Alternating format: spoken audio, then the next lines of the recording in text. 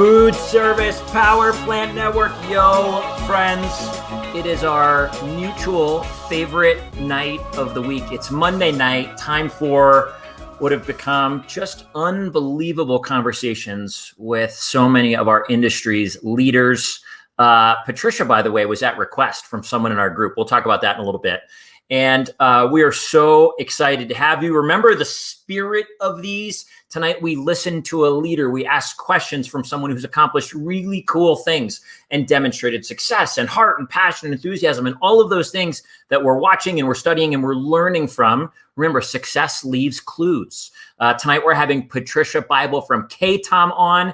And the truth is, while there might be things that are different about her life than yours, I'm sure there are plenty. At the end of the day, we all put our pants on the same way. We've all had things we'd have to overcome, challenges. We've all had successes and things we've been proud of, and we share those commonalities and those themes. So tonight, there will be stories that Patricia tells that are for you, that will affect you in some way, that will touch you in some way, that you're meant to learn from. So a couple things. First, I would tell you to grab a notepad and a pen so that you can make some of these notes, write some things down, anything that touches you, that affects you, things that you say, you know what, I can do that. This tonight is to help propel you into whatever you're doing next. And so take note next. I'm going to actually, here we go. Look at this. Todd Strader is on. So glad to be here. Awesomeness. Todd, you are the stinking man. Okay, now 2 examples real quick.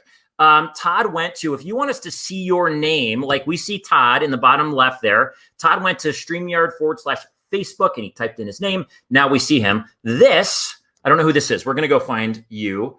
Actually, Josh just wrote me and said not seeing it, but we're going to get on there. Here, hold on. We are on, boom. I'm going to go to Facebook so we can see you. I don't know who this is, but go to StreamYard/Facebook and boom, I've got it. Oh, Rain Bigerman is on. That's who this is. And I think you've got the happy hands there, Rain. You're excited. Look who else is here. Zena, you've done it. Zena Dater is in the house. Hi, Zena. Okay, we're going to go get Patricia. Tonight is going to be an outstanding night. Everybody, let's find her. Patricia! Hi, gang. How is everybody? Hi, we are awesome. How the heck are you? If I were any better, I'd be you guys. I love it. Oh my gosh. I mean, we've spoken now for about 10 minutes and your enthusiasm and energy just lights something up in me and is going to do that in our group. Thank you so much for being willing to spend an hour with us tonight. Thank you so much for inviting me. I feel privileged and honored. Oh my gosh, I love this. Okay, you have the energy is like going crazy right now. And let me turn that. Who is this? This is Joey Eves. We love the successful ladies in the industry. Joey, welcome. Brian Wood up in Canada. Looking forward to the interview. Josh Callahan is in the house. Hi, Patricia. Who's this? This is Rain. And Patricia, I will tell you, Rain reached out to me, I don't know, 2 months ago or a month and a half and said, hey, any chance you could get Patricia? And I wrote her back and I said, well, I don't know Patricia, but I'm calling on KaTom now. My territory changed and I'm going to be down there. So maybe we can find a way. And look what happens. Rain asks and here you are. Oh, I am an avid lover of Rain. What a brilliant, beautiful woman. Thank you, Rain. So good. Someone's got goosebumps. Joey Eves, he's got goosebumps. You can just feel her positive energy. Oh, so great. Sandy is in the house. Looking forward to hearing this one. Dorothy Mushensky. Good to see you, Patricia. Do you know Dorothy? I do. Hi, Dorothy. Been a long time, darling. Oh my gosh. So much fun. Someone loves you. Rain loves you too. This is the best. This is the best. Okay.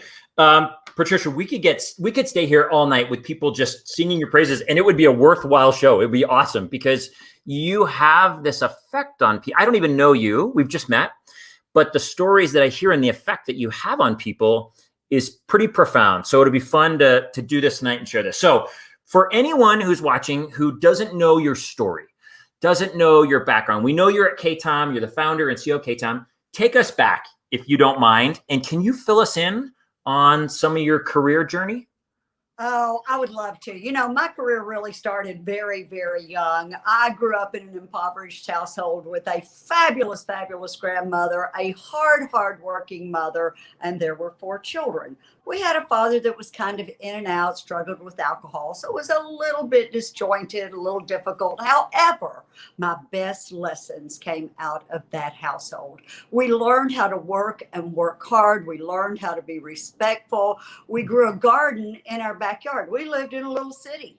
And there in the backyard was peanuts and corn and tomatoes and all this stuff that we peddled, if anybody knows what peddling is, up and down the streets. We also were fortunate enough to have a swimming pool just about 4 blocks away. So all of us kids worked in the swimming pool because that's how we had the privilege of getting to go swim every day.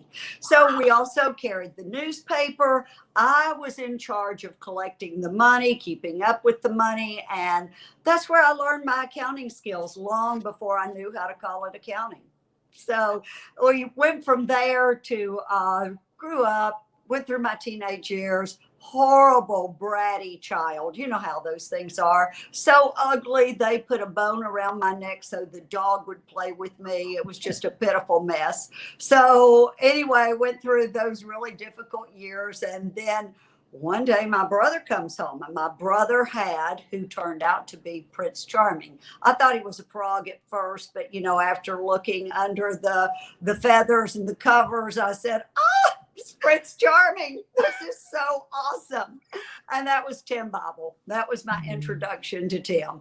And then there wasn't anything that Tim didn't do. We did landscaping. We had race cars. We built Western sizzling steakhouses. I was a waitress, a meat cutter, a line cook, a cashier. So you name it, I learned all these great skills. And then, of course, on Monday morning, you ordered all the produce and the meats and the products that you needed to get through the next week. So all of this to say that was my college education without ever darkening the doors of college. So that set me up for success. I just didn't know it, didn't have a clue.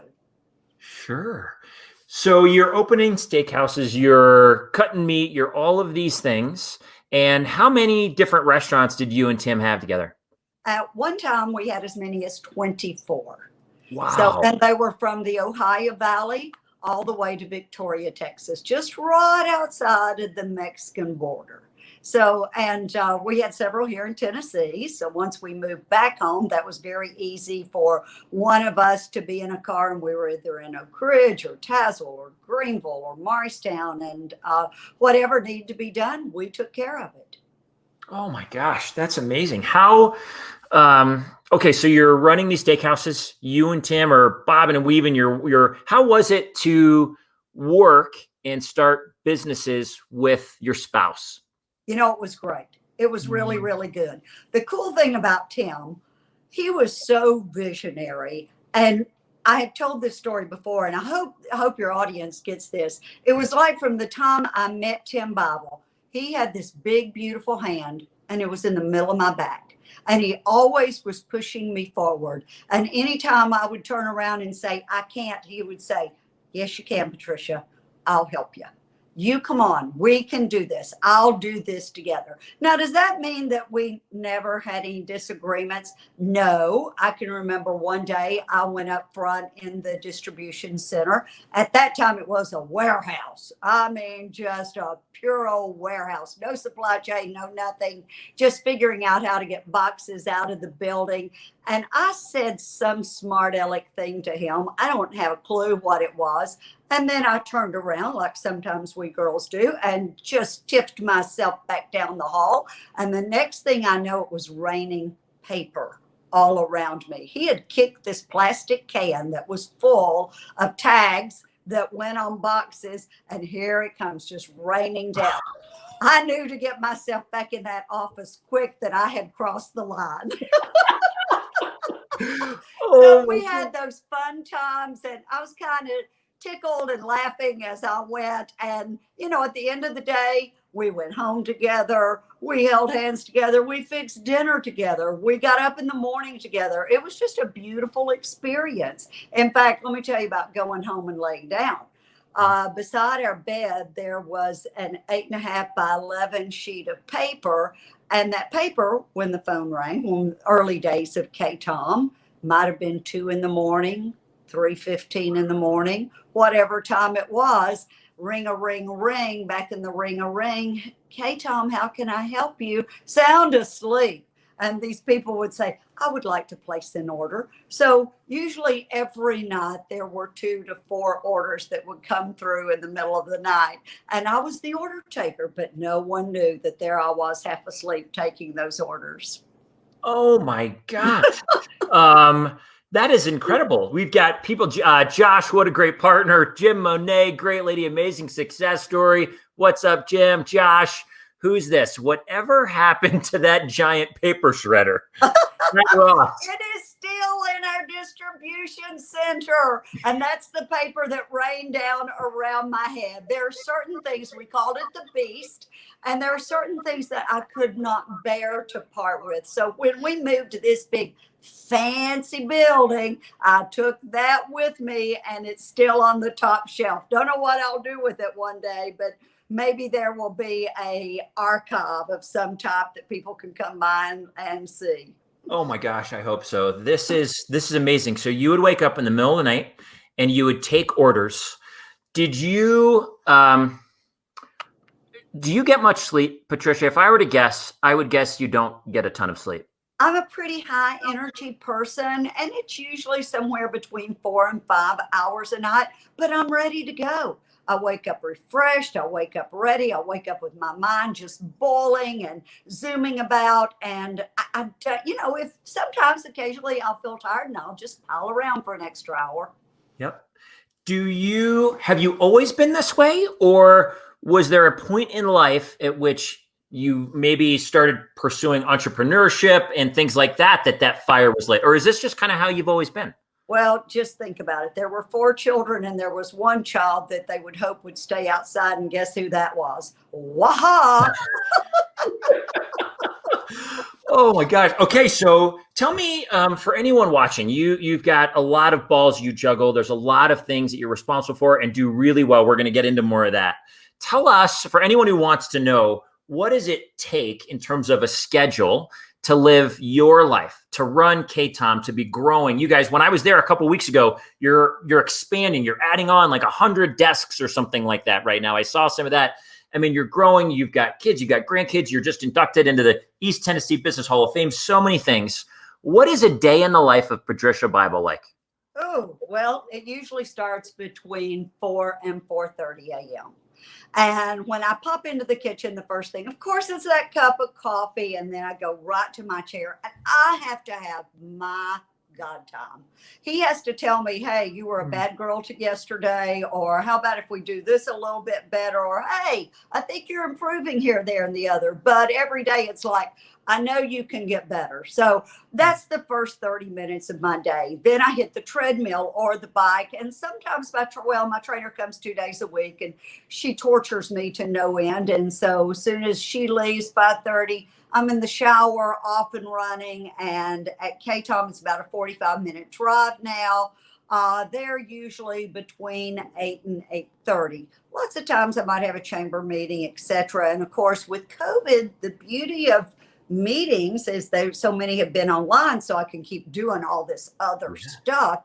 And I've really regained a lot of hours that I get to do Zoom calls, which can be in my car, and still keep moving pretty vicariously quick. So as soon as I walk in KaTom, I usually go through the back door, through the distribution door. I love the energy. I love the movement. I love to see that there are 5 tractor trailers backed into the docks before I ever darken the door. I love to greet the people that are there packing boxes. I love to say, good morning, Emily.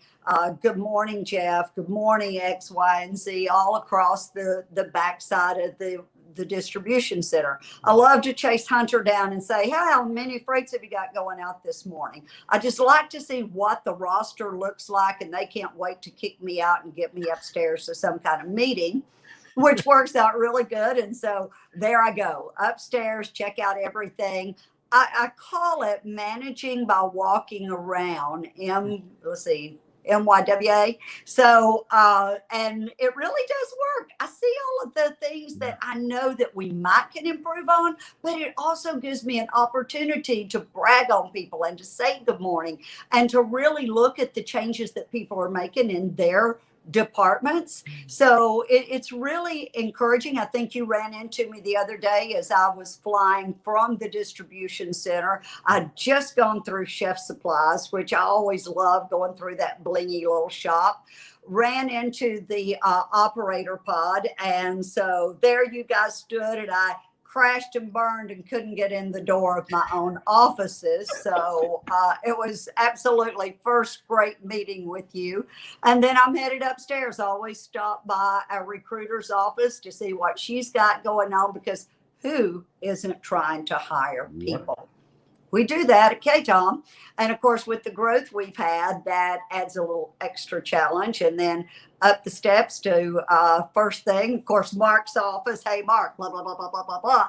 And then on to our CFO and on through the building. So that's a typical morning at KaTom. And then usually first meeting starts about 9:30. And from there, it's a wide open day. Oh my gosh, Patricia, you accomplish more by 9:30 than many do by the time they go to bed at night, I think. I don't think that's true. Well, and here's what I love about your walk-bys. What'd you call it? Leadership by walkthrough or something like that? By walk around? By walking around. By walking around. I feel like there's a lot of leaders that they walk in, they have a routine, and it's to go in the front stairs, they go into their office, and they don't get to connect, and they don't get to see, and they don't get to engage with all the different people. And not only is it good for you because you get to see what's happening, you get to ask questions, but you said you get to brag on people. And so your team gets to see the CEO of their organization, the founder, walking around, loving on them, asking them some questions, telling them they're doing a good job. I mean, I have to imagine from a camaraderie perspective and a culture perspective that that's really impactful.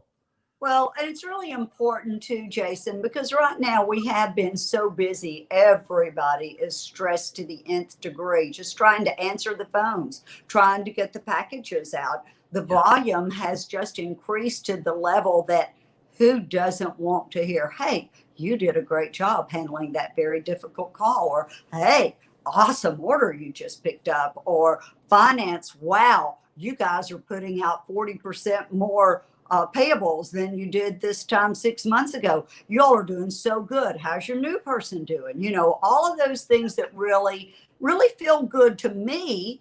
And I feel like it feels good to them too, because I listen to what their pain points are and also encourage at the same time. Oh, Patricia, it's a great balance and give and take. And that, I don't know, it sounds very symbiotic, what you're doing and that energy flow between you and them. And I would say of a lot of things that I mean, just knowing you for 30 minutes now, the energy that exudes from you is impactful. Like you can feel it. I think a lot of people have said that. Here's a lot of great comments. I love that. You treat people like humans, incredible connections made daily. You talked about when you grew up, and I was reading up on you and some articles, and you talked about your mom. And I think you mentioned learning work ethic from your mom. Tell me about your relationship with your mom, and how did she teach you that work ethic? Well, let me share with you, I had two mothers. Okay. One was my grandmother, who always lived with me. That was my mother's mother, and one was my mother. My mother worked sometimes as many as 4 jobs, as well as went to school to get her LPN degree when we were very small. So her work ethic, I mean, she shared that by the things that she did. Of course, she came home exhausted. Of course, we didn't get a whole lot of time, one-on-one time with her. But the time that we did get, she was very methodical about what she taught us. And then there was my grandmother, who her way of raising children was with switches in one hand and maybe a little bit of a loud tone in the other, saying, Trishan, get in here and get that job done. So She was hands-on and very involved in our life on a day-to-day basis. My mother was the provider. Now, my grandmother got this little Social Security check every month, and I'll never forget, it was $62. And at the first of the month, we went to 4 grocery stores, and we got all of the things that we could have for the whole month. And at the end of the month, if you ran out, you just ran out. You ate mush, to be quite frank with you. Yeah. But during that, our protein was beans, and we grew all of our vegetables in the garden. And as I look back, it was the richest way to grow up you possibly could have imagined. And at the time, we were like, oh, poor me, we don't get chicken, and we don't get this, and we don't get that. But it was so fabulous. I will never, ever, ever forget how those 2 women continue to this day to impact my life. Wow.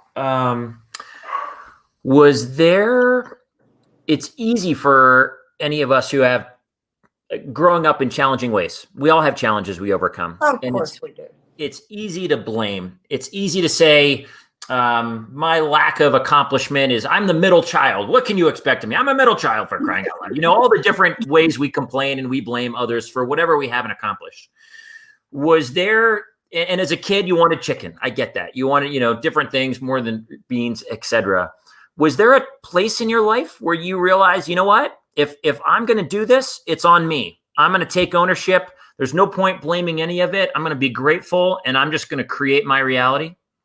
I think that was an expectation, and we didn't know anything else. Both those women were very positive. They were also firm disciplinarians because they protected us. They didn't want us to get outside the boundaries that they had set for us, because outside the boundaries, bad things happened. They needed us inside those boundaries because we already struggled with a lot of things. And so we just thought that was how it was supposed to be. None of us sat around and said, oh, I wish we had what the people across the street had, because we did have our own bicycle. We had to work to pay for it.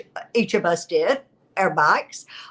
We did get to go out and make our own money. Other kids in the neighborhood weren't doing that, but going door to door and knocking and collecting for the newspaper and selling those groceries, it was really an adventure. And they taught us that it was an adventure. Now, one day I remember my little brother, who was a real little stinker, maybe even more so than I was, got down on the main road, and he decided he was going to teach us all how to hitchhike. Well, that didn't go over too well at the house. Got it. How far did you make it? So we all got lined up, and those little switches, it might have been just a little bit of prints left on those legs by the end of the night. Well, there's lots of ways to be motivated. We didn't know that, we just didn't know any better. And what's really cool, Jason, was that all of those dollars and nickels and quarters that we were collecting, we didn't have a clue.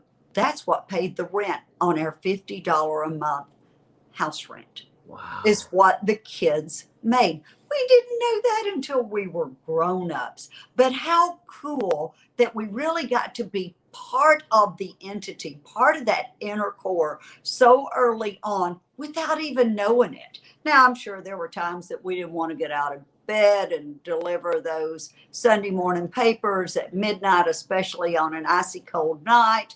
I remember my grandmother, when we'd come in from delivering the papers, it would usually be about 1 a.m. She had this iron.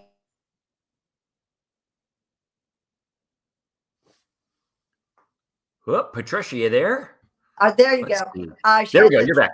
She had this hot iron, and she warmed it up, and she'd wrap it in towels, and she would put it on our feet. We'd all get in one bed, and she'd put that iron on our feet to keep us from being frostbitten. So it was a rich, rich background that you just didn't know that you were impoverished. You just didn't. There was so much love and so much expectation for you to be better than you were each and every day. Oh my gosh. Here's what I love. Here's what I hear. I'll tell you what I hear and what I'm thinking.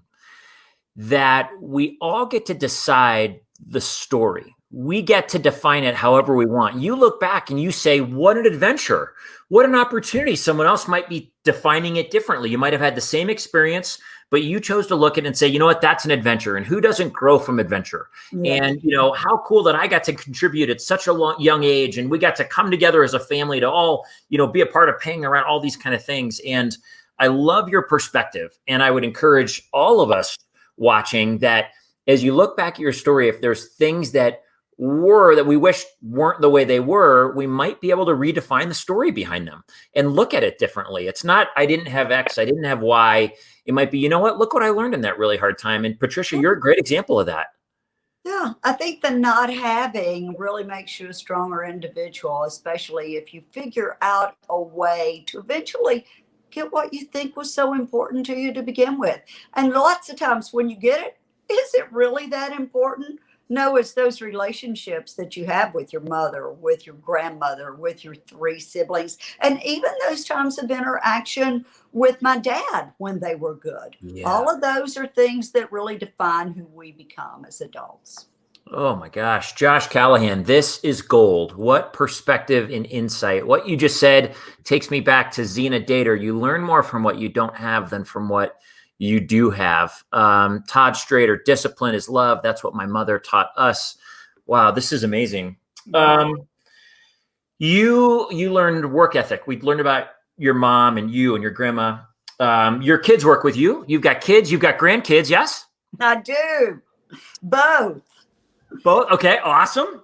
Of all the things that you're passing down, that they're watching you running through the warehouse and through the lobby and up to your room and all these things, there's a lot of things that you are teaching that everyone in that building, not just your kids, but I put your kids because they're closest to you, but what do you hope they most learn? What do you hope you most leave them?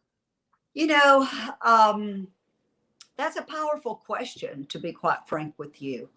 I hope that they learn to embrace change agent because the world is forever changing around us. And I hope they don't ever become stagnant and want to be in that same rut or that same mode or whatever you choose to call it. I hope they always want and expect more from themselves so that they can give more to others. So if I were able to teach them anything, that would be my prayer and my hope, Josh. Oh, wow. I think the ability to embrace change is a gift, and it's a challenging one. It's easy to get comfortable, for any of us to get comfortable and get in our routine and like that schedule and that repetition, etc. It's probably another perspective thing where you can look at change as, oh man, now I've got to figure out how to do something different. Or like you use the word adventure. Maybe it's an adventure every time something changes and you have to refigure out how to do it. I like that, Jason. I'm going to pivot into another question we'd asked, and it kind of ties. KaTom, you and Tim start KaTom, yes? Yes. And at what point, you've got a lot of different aspects of your business. There's a lot of things you all do. A significant component is e-commerce. Mm-hmm. At what point did you see what was going on around you in the industry and buying habits of consumers and restaurants and decide that, I guess I should start earlier. KaTom wasn't built as an e-commerce distributor, correct? Yeah, that's correct. So can you tell me how it started and then at what you were seeing and realized, you know what, there's change coming. We need to move this direction? Love to tell that story. It's really invigorating. First of all, KaTom.com was Tim's vision, Tim's love, Tim's dream. He absolutely loved technology. Paula, our daughter, who now runs the second largest e-commerce presence in our industry. I'm bragging right now because I'm really proud of this little girl. Would sit on her daddy's knee even when Rain knew Paula back in the day, and he would wrap that little tiny hand around the mouse and he would take her through page layouts, and then she ended up growing into that position and dearly loves it. But KaTom actually did start in the garage of our home, and it started as a provider for Western Sizzle and Steakhouses. If there was anything that was going to trip us up on an opening, it was getting the equipment on time. So if there was a problem with the provider, Tim would step in, and he was a force to deal with. And he would call whoever he needed to call or contact and figure out if he needed to move directions. And he would always open those stores 90 days from the day we stepped our foot in any given town.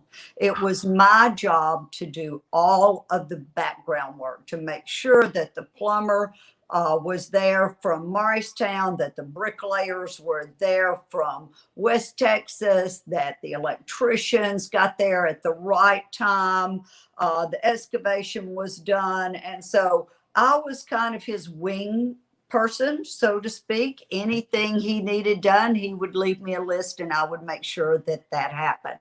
So then when we came back home, we had a friend that had a gun supply company, and he said, hey, let me teach you how to do page layouts. He had this tabloid presentation that he called his catalog. And so he taught Tim how to do that. And that was a lot of fun. It was new. It was that adventure. Remember that adventure we talk about? Yeah. That was that adventure. And Tim absolutely loved it. So back, golly, maybe mid 90s, late 90s, this magic box called an internet started kind of swirling around in people's minds. And our industry that knew Tim said, Tim, you're crazy. Nobody is ever going to buy a fork or a spoon, let alone a refrigerator, online. But there was this passion that burned within him that he wanted to get this right. So some people know this about me. Many people don't. I'm a private pilot. So I would fly Tim wherever he could find someone who really understood, at the time, internet. The word e-commerce wasn't even in the vocabulary. So he would meet with people and we'd get so close, and we were just so close to launching. And the guy was killed in a car wreck. And so we had to start all over and find somebody else. And so I would fly him to South Carolina, or I would fly him to Atlanta, or I would fly him to Dallas.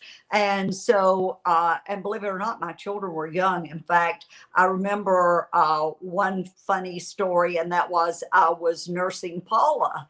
And I knew I was going to be gone about 3 hours. So my sister-in-law had a baby at the same time I did.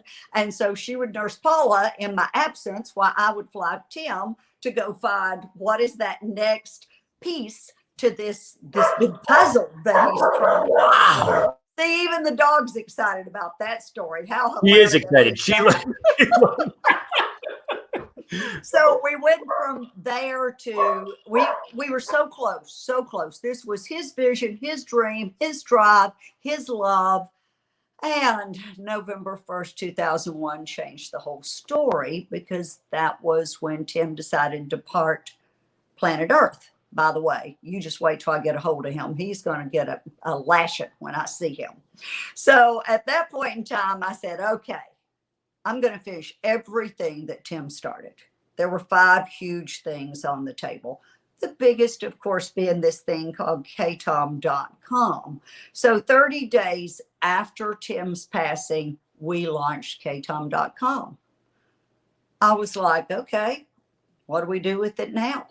That was only the beginning. And then as we continued to develop this, and it really did develop into an e-commerce platform. Paula was in her senior year in college by that time. She said, well, she didn't say, I said, hey, honey, I need help. How about you coming back to Morristown, Tennessee? Oh, I don't want to live in a small town anymore. And I said, okay, Knoxville's 40 miles away. Move there. So she did, and helped me get my arms around what e-commerce really was, hired a team of people around her, and we built that KaTom.com presence. And it continued to grow, and it continued to grow. And we continued to recognize that there really was something to people buying online. But, and you're going to think this is hilarious, when it really, really, really hit home, Yeah. was last year. 2020. We had spent all of those years preparing, I feel like, for 2020. When the whole world melted down, we were still boiling fast and furious, couldn't get the boxes out of the building, couldn't get supplies in the building. And of course, you know what 2021 has done, because we've even exasperated in a more prolific way this year than we did last year. But that's when it really became powerfully. It was important before. It became very, very important in 2020. Well, I mean, looking at your numbers on the distributions giants list, it was fascinating to see how much you grew. And then being in your office a few weeks ago, looking at the expansions and everything you're doing, the warehouse expansion, the team expansion. I mean, congrats on you and Tim for seeing ahead and recognizing this will be something, his passion, and you and your daughter committing to, Paula saying, we're going to build this. We can do it. And I love also, look at this, very nice story. Congratulations. This is Ben down in Florida. Hey, Ben. It seems like you appreciate learning as well. There's a lot you didn't know, and there's a lot that you had to learn. And you're like, I don't care where I need to learn it. I will fly there. We will go wherever. We will hire whomever to learn how to do this thing and instill this passion that Tim had and turn it into something real and bring it to fruition. That's true. And you know what? That's still as powerful today, this very moment, as it has ever been, because now more than ever, supply chain has become like the top piece in our domain, so to speak. How do we really get our arms around it? We thought we knew how to do it, but I guess we were warehousing before. Now we're making that transition to supply chain management and figuring out all of those pieces. So learning is part of the DNA at KaTom and part of everybody that's there. We're constantly training. Just met today with my HR director, and it was how to go 5 levels in and have a different training process for every level, from the training that I personally sit in on, that Paula's there, Charlie's there, I'm there, my CFO is there, Mark is there, my core people. And then we go to the mid managers, and then we go to their core people. And then we make sure that everybody in distribution and everybody that has anything to do with that is customer facing. And customer facing doesn't mean that they're looking at you in the eye. It means that they are touching something that has something to do with our customer, because back on our pack line, that's the last person that sees that customer's order. So that training is certainly going to be different than the training that some of the other teams are going to go through. But that's an initiative that we have really boiled forward with in 2021. And I think that will continue to define KaTom as we move into the future. I think you're right. I think now, granted, I'm biased. I was a history teacher before I got into food service. So that's what my degrees are in, education. But I think the teams and the individuals that, one, that aren't afraid to fail, that two, love learning and have a passion for curiosity and learning, and those that are trained the best are the ones that are built to succeed the longest. If you know how to ask the right questions, you know what your customers need, you know how to work together in your teams, and you've got that training, I think that is the differentiator between the best and everybody else. I think you're right.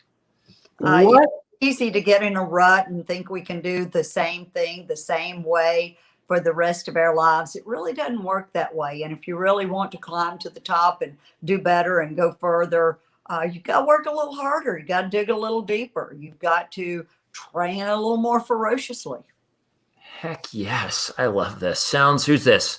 This is Marcia. Sounds like an awesome training process.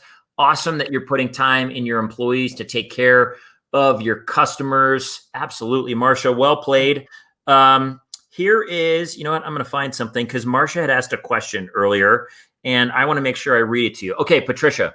This was from Marcia. I asked everybody, what do you want to know about Patricia? So here was the question. How does Patricia balance being a CEO, her family, and her future all at once? I was so intrigued when I found out about her recently being inducted into the Tennessee Business Hall of Fame. and becoming a grandmother just a couple months apart. What advice does she have for women in the industry to continue to grow and move towards higher leadership roles in a mostly male-dominated industry? Marcia, thank you for the question. You know what, I think that's challenging, whether it would be a male-dominated industry or really all women. I've said on both sides of the fence, not in our industry, but in different women's groups. And I think it's what you're willing to put into it. And I think, once again, are you going to make it your story, your experience, or look at it from an, oh no, I'm being treated a little differently. When I walk in a room, I intend to own the room, Marcia, and you can own the room too. I think that is so important. You're a brilliant woman. You can walk in, you're as smart as any man that's sitting in there, although I know personally most of them are much more better educated than I am. But as far as I'm concerned, when I walk in that room, I'm in charge. So I think it's all about your attitude. And forgive me, I hope that doesn't sound too crass. But it's all about that confidence that you exude, that you really can play ball with the big team, with the A-Leagues. I love it. I mean, walking into a room, and whenever you walk in, you know what? I'm going to own this room. I am going to bring the energy. There's, it was, I think, Gandhi who said, be the change you want to see in the world. And I think the same of energy, that whatever you want to create in a particular meeting that you're leading in a chamber of commerce meeting that you're a part of, whether it's at, NAFM coming up, whatever it is, you decide, here's the energy I'm going to bring to this, and this is how I want this thing to go. And you know what? Maybe not everyone's paying attention to the fact that they're leading or not. In fact, most people probably aren't. They're coming here, they're going to have a cocktail or two, they're going to try to do some networking. They're not coming to own the night. And I think that's incredible advice for anyone. I'm coming to own this experience right now in this room. Yes, and we all can. It's more of a mindset than anything. And once you've got that mindset, you can engage and be the driver of your own outcome. Wow. So Marcia, go for it, baby. Go for it. Marcia's got it. She's got game. I've met Marcia. We met a few weeks ago. She's saying thank you. I think this is Marcia right here. This is so great. Love your confidence, Patricia. You command the room. Knowledge is power. Was there, we're going off topic, but not really. I'm just going away from the questions, but mindset. Was there you've got a strong mindset, a belief, it seems, that whatever you're going to step into, you can accomplish. I can figure this out. I can solve this. We talked about your childhood. Was there a book you read? Was there a person in your story that taught you the power of what's going on right here and your ability to dictate your future between your ears? Most definitely, it was Tim Bible. Tim Bible believed in me like nobody else ever believed in me. And it was like he knew that he had a limited amount of time as I look back on our story. And he wasn't going to miss a beat. He was not going to miss an opportunity to have pillow talk. He wasn't going to miss an opportunity to allow me into his boardroom with a whole group of other people. He wasn't going to let me miss the opportunity to be invited to, whether it was a racetrack day or a golf outing or whatever. He just wasn't going to let me miss that, because it was like he knew that he was not always going to be here, and he was going to pour every part of his being into me, because I would take that on into the future and pour that into our children. Wow. Oh my gosh. Sounds like a special guy. He was an incredible man. In fact, the people that are on this call that knew Tim can tell you some hilarious stories about him. I love it. I can't wait to hear him someday. Okay. When you walk with confidence, Zena says, people notice. You are right, Zena. It's when you walk with confidence and intentionality, knowing your mission, knowing what you're there to do. I think people do notice. Powerful response to the best influence. Whoever this is loves your response to the best influence in your life. That's So stinking awesome. Todd, we are truly better together. I love it. Yes. Do you have hobbies? Hobbies. I love my grandchildren. I've got two little grandsons. I love my children. I love pouring that same kind of energy into my children that Tim did. Now, do I love to, this weekend, I went to the Virginia Creeper and rode 35 miles on a bicycle. Do I love to hike? Yes, I was in the mountains with both of my children 3 weekends ago, and we did a 7 mile hike together. Do I love camping? No, I can't stand it. My idea of camping is the Holiday Inn.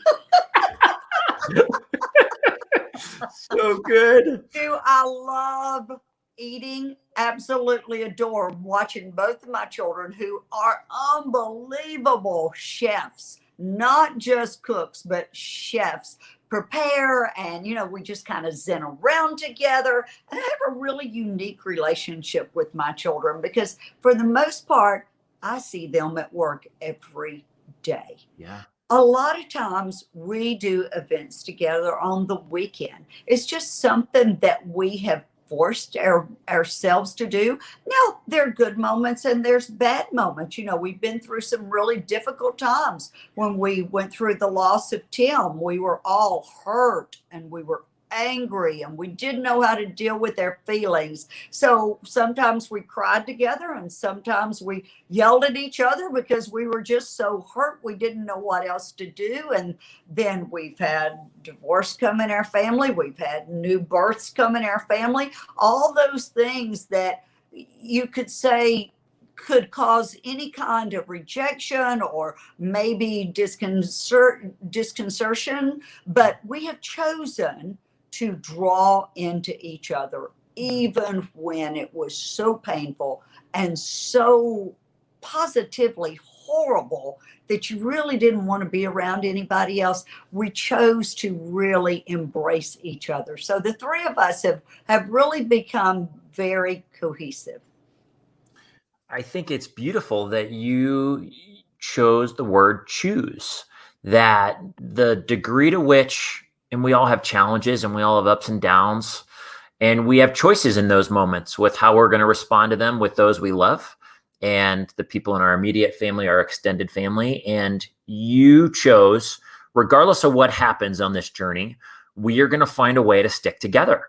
It sounds like, and those are knowing that's our beacon, that's our goal up here. Whatever hits our path along the way, we will find a way to choose one another, and it won't always be easy. And I think that's a great lesson that, there's conflict in every relationship, and sometimes they fall apart, and sometimes that's okay. But oftentimes it's simply a choice to say, we are going to get stronger together out of this somehow. It is a choice. And at the end of the day, family's family. And we try to just really bond together, even when I want to choke them. I remember they are my children and they are flesh of my flesh and bone of my bone. And I love them with everything that's within me. So I sometimes I have to remind myself of that. I think every mother that's present might know that, or every father. So good. This is Brian Wood. Hi, Brian. Brian is the man. Working with and mentoring your children is amazingly fulfilling. Oh, Brian, totally agree. I got to work with my dad for a few years. Love that. Who is this? I'm not sure. Love that you and your family continue to be the it and that you need for day to day. It is not always easy. It is a choice. Absolutely. Well said. Okay, some of these I've answered that. I've answered that. What is it about your work that you love? Is it the creation? Is it the seeing 5 years into the future and working now towards that? Is it the energy in the building? What is it that you love? It's the people. It is clearly, absolutely the people. And let me just share a story or a few stories that happened. And I'll go to recent stories because last year during COVID, we were all melting down, weren't we? our Yep. whole world. We Yep. were so unsure of what the next step was going to be, but I brought Paula and Charlie into the room and I said, no matter what, we are going to make sure our team stays whole. Everybody is already under such stress, such unnerving frustrations. They don't know what's going on. They don't know how to react. We're going to be here. We children will probably have to take a cut in pay, but not one of our people will.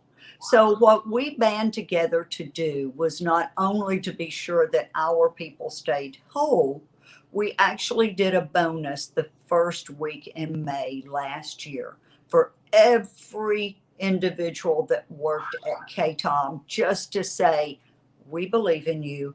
We're appreciative that you're walking this journey. It was a few months later, I had 4 different people say, do you remember? And I said, yeah. And they said, we were able to buy our first house. I had 2 people that said, we were able to start our family. My wife and I are expecting. My husband and I are expecting our first child. So it's about the people, because at the end of the day, guys, I'm going to disappear from this world at some point in time, and somebody's going to be there behind me. And I want those people to know that we cared and that we came to work every day to do the best that we could. Now, does that mean I don't enjoy a lot of the great things? I do, but I also want my team to have a great lifestyle. There's something, I don't know. Someone said, I think it was Tony Robbins said, there's a science to success and there's an art to fulfillment. And there's something about on the fulfillment piece, there's something about service and contribution and giving back and watching people's lives around you rise up and elevate. That is so life-giving. It's so fulfilling. I think you're taking full advantage of that, Patricia. It's so important. It really is, to give however much you can of yourself for that next group that comes behind you that will pass you up. Let's be honest. So it's really, it's cool to watch, and it's cool to pass that on. That's one of the things that I hope both of my children really gravitate toward.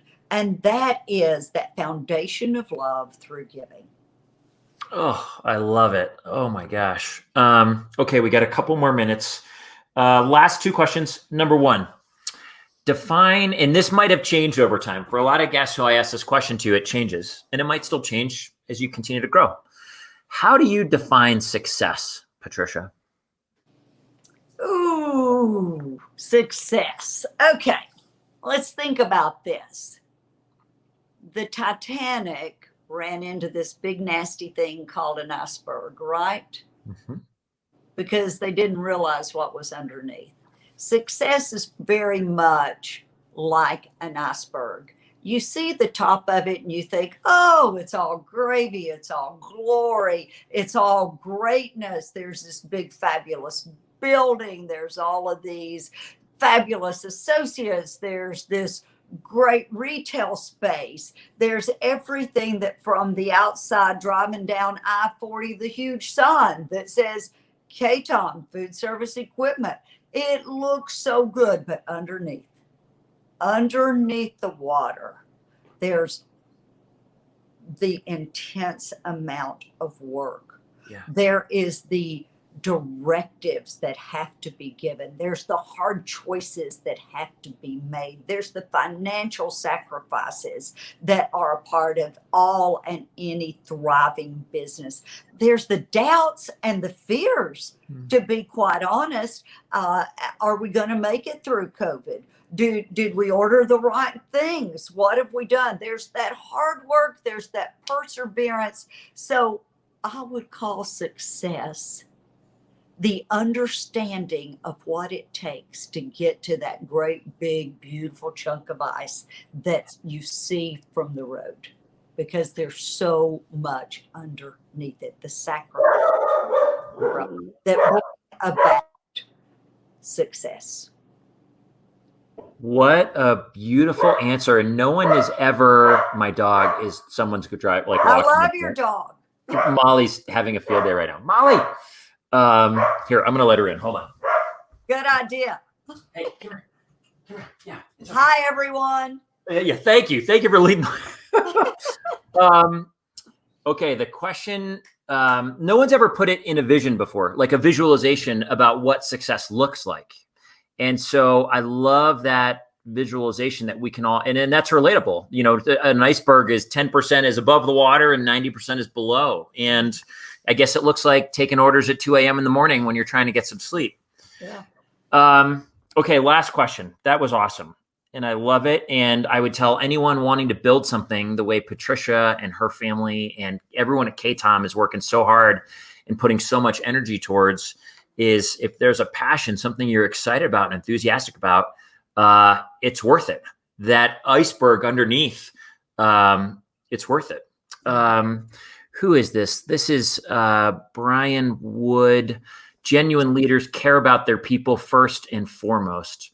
A company is not bricks and mortar. It's all about the people. Clearly, that's true at KaTom. That is honorable. You stood by your people, your family. You helped make it through the hardest of times. Fist bump, huge fist bump, hand clap to Patricia. I love this. I didn't know Miss Patricia before this feed, but now I want to meet her. Fantastic insight. I wonder if that's Ben. Ben, you might get a chance. I hope you do. Rick Palmer, me too. This is awesome. When it comes time for you to put the forks and spoons away, and you're not going to go camping because we know you don't like that. But when it's time for you to go hiking and biking and flying your plane around, and your time in the industry is through, what do you hope they say about you? What do you hope that the legacy that you leave in the industry? Oh, wow. I didn't see that question. Golly, you know what I would say? I would hope that they say anybody that I have been connected with feels like I have my hand in the middle of their back, pushing them forward toward the greatness and everything that they have within them. Because we all have it. Every one of us has this greatness within us, but I think so many times it goes uncultivated. So, and sometimes I'm tough, but I'm usually tougher when I see like my son or my daughter or Mark or these people that are incredibly close to me, James, that I know there's more. I know that it's in there. I know that with just that little extra shove that they're going to find it. That's what I hope they say about me, that her hand was in the middle of my back, just like Tim's hand was in the middle of my back. Patricia, that is, that's amazing. That you hope they say that you were pushing them forward. I love that you recognize the greatness in all, and that we all need a nudge. We all need someone to come behind us and give us that little tap, that little love pat, that little courage pat, whatever you want to call it. Yeah. And I think that's another great visual. Do you speak in metaphor a lot? And like in things that are visual? Because the lessons you teach, it's awesome. It's a lot of parable. I hadn't thought I did, but I remember that was one of Tim's qualities. And I often have said, oh, I wish I had written down every story that he shared. But maybe I'm living all those stories now. I would say you are, and you're passing them on. It was Palmer. Rick, what's up, brother? Always moving forward. Heck yes. So awesome. Love it. Patricia, this has been a highlight. And real quick before I let you go, I like to end these nights by being a little bit sneaky and telling our guests, and tonight that's you, the legacy you've already left. And sometimes I get emotional. I don't know why it just happens, but there are people who you have pushed. And there's people who you've affected profoundly in really amazing ways. And they're a part of this network, and some of them aren't a part of this network. But you know what? Some of them had the courage and the heart, because you've affected them so profoundly, to share a little bit with us. So I'm going to read to you a couple of your friends and colleagues who you've affected profoundly, if that's okay. I'm devastated and thrilled and honored, and oh my gosh, I can't wait. Thank you. Oh gosh. Brad Ross, who's a part of our community. I love him. I met Patricia and her husband, Tim, just 6 months after they started B&B equipment and KaTom in their garage. Let me first say that there are still many times when I think of Tim and he's surely missed. He had a larger-than-life personality and helped me grow as a rep. But we're here to talk about Patricia, who is an amazing person, and I am in awe of what she has accomplished in building KaTom. Patricia is the epitome of a loyal customer, and I truly value our relationship. To have watched KaTom grow from that small green building along the railroad tracks with newspaper-style sale flyers to this multi-million-dollar internet-based company under Patricia's direction has been a privilege. But beyond KaTom, I'm so proud to call Patricia, Paula, Charlie, and their family my friends. Oh, I feel the same about Brad and Jen and their family. Mike McNeil from iFed. Oh, wow. I met Patricia Bible 7 years ago pursuing a business venture and was hooked at hello. Patricia is now a dear friend and a colleague whose pursuit of growth, excellence, and human development is simply a cut above the rest. She makes you want to be a better person and is always there to lend a hand, maybe to put the hand in the back to guide. Her style is a mix of gumption, good humor, and genius. She never tries to be the smartest in the room, rather the one who listens closely and remarks smartly. In all, Patricia is a natural leader and a gentle giant. To all she touches, a gem amongst jewels. Oh my goodness. To get that from Mike McNeil is like a gift. Oh, wow. I think it's fascinating the amount of moments that people mention lend a hand, the touches, the pursuit of growth and development, all those things that relate back to your analogy. I think it's wonderful. Mark Anderson. Oh, my beloved Mark. He loves you. Patricia is a powerful and a visionary leader. She is passionately determined to see her team achieve success and to realize the vision that she has for KaTom. Her courage has propelled and driven the KaTom team through unprecedented times over and over again. She constantly challenges and inspires the team to overcome adversity and to seize the day.